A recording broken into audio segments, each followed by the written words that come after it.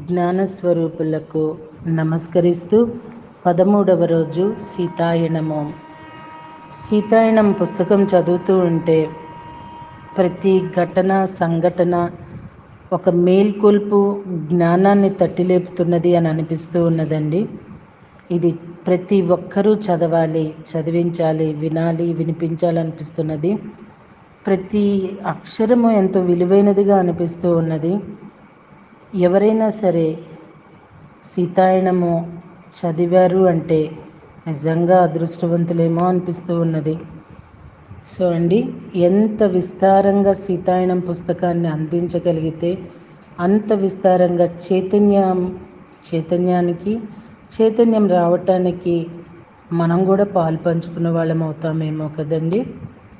Okay friends, మరి నిన్నటి continuation ఏంటో చూద్దామా అండి.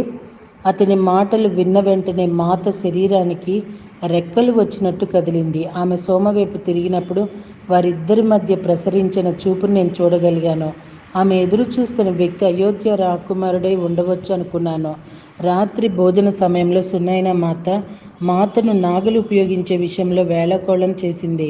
రైతులకే కష్టమైన విషయమైన నాగలను ఉపయోగించడం అనేది మా రాకుమార్తెకు ఎలా సాధ్యమైంది? మహారాజు మాత వైపు తిరిగి, చెప్పు తల్లి, నీవు ఆ పనిని ఎలా చేయగలిగావు? ఆమెకి చెప్పు అని కొంటెగా అన్నాడు. అది మనసుకు చెందిన విషయం అమ్మా. దానికి అవసరమైన శక్తి నా శరీరానికి లేదు.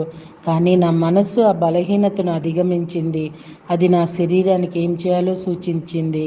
శరీరము దాన్ని అనుసరించింది. అది తండ్రి గారు నాకు ఇచ్చిన శిక్షణ. సునైన మాత తన తల పట్టుకొని, మొత్తం రాజ్యమంతా ఈ విషయం గురించి మాట్లాడుకుంటూ ఉంటుందని నాకు తెలుసు అంది. మధ్యలో ఊర్మిళ కల్పించుకొని తాను అప్పటికే అయోధ్య రాకుమారులు రావటం గురించి పరిచారకుల ద్వారా విని ఉండటం వలన మరి అయోధ్య నుంచి వచ్చిన రాకుమారుల్లో అంది. వాళ్ళు వచ్చారా? సునైన మాత ఆశ్చర్యంగా అడిగింది. దశరథ మహారాజు వారు దూరంగా విశ్వామిత్ర ఋషి ఆశ్రమంలో ఉన్నారని తెలియజేశారు కదా. వారు వేరే లక్ష్యంతో మహాదేవుని విల్లును చూడడానికే వచ్చినట్లు ఉంది. కానీ నిస్సందేహంగా స్వయంవరంలో పాల్గొంటారు. ఆయన సీతనే తదేకంగా చూస్తూ ఆమె శరీరంలో వస్తున్న వణుకును గమనిస్తూ అన్నారు. మాత తన భావాలు బయటపడనీయకుండా ఎటో చూసింది. అకస్మాత్తుగా సీత పొలం దున్నుతుండగా రాకుమారులు చూశారన్న విషయం సునైన మాతకు తట్టింది. ఆమె ముఖంలో ఆందోళన తొణికిసలాడింది. సీత, నువ్వు దున్నుతూ ఉండంగా వాళ్ళు చూశారు. వాళ్ళు ఏమనుకుంటారు? మాత ఏమీ మాట్లాడలేదు. వాళ్ళు మనకు ఎంత అద్భుతమైన కుమార్తె ఉందో అనుకుంటారు. మహారాజు గబగబా సమాధానం చెప్పారు. సీతను గెలుచుకున్న వారెవరైనా వారికి ఆమె ఎవరో తెలుసుకోవటం, ఆమె జ్ఞానాన్ని గౌరవించటం అవసరం. నాకు సంబంధించినంతవరకు అదొక్కటే కావాల్సింది. అలాగైతే శివుని విల్లు లేపటం అన్న పరీక్ష ఎందుకు? అమ్మ, విల్లు ఎత్తడానికి కావాల్సింది బలం కాదు అంది సీత. నేను చిన్నపిల్లగా ఉన్నప్పుడే దానిని ఎత్తాను. మహాదేవుడు అనుమతించిన వారే ఆ విల్లును ఎత్తగలరు. ఆయన ఇచ్చ మాత్రమే నడుస్తుంది. అదే అవసరమైనది. మహారాజు నవ్వారు.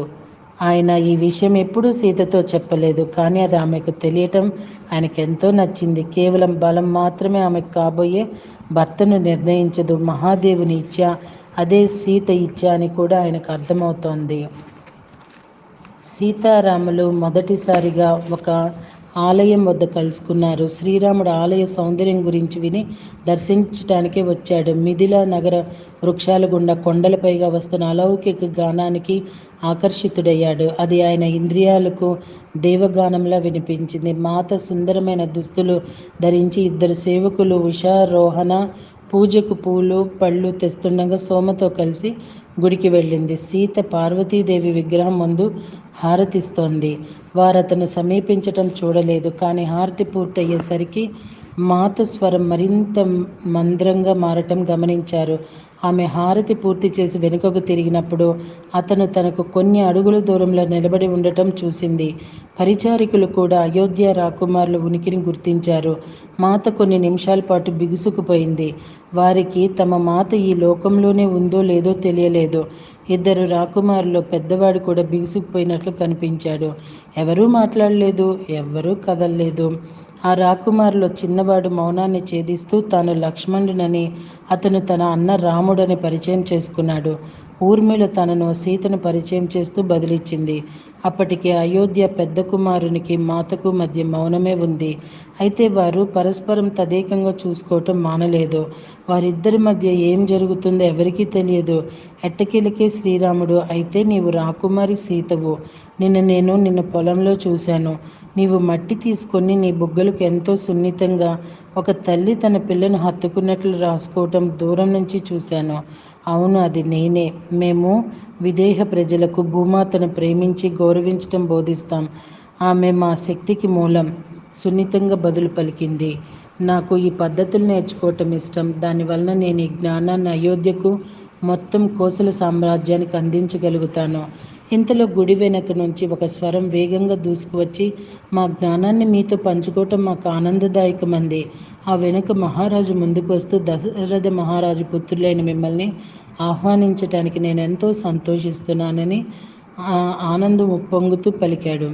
జనక మహారాజు వారిని సగౌరవంగా పలకరించిన తరువాత ఆయన, రామ, నీ పేరు ప్రతిష్టలు నీకంటే ముందే ఉన్నాయి. మిథిల అంతటికీ నీ చర్యలు తెలుసు. నీవు మా రాజ్యానికి రావటం మాకెంతో గౌరవప్రదం. మా వ్యవసాయ విధానాలు నీతో పంచుకోవటం నాకెంతో ఆనందము. సో మాస్టర్స్, మళ్ళీ రేపటి రోజున ఇప్పుడు అందుకున్న జ్ఞానానికి కంటిన్యూషన్ ఏంటో చూద్దామండి.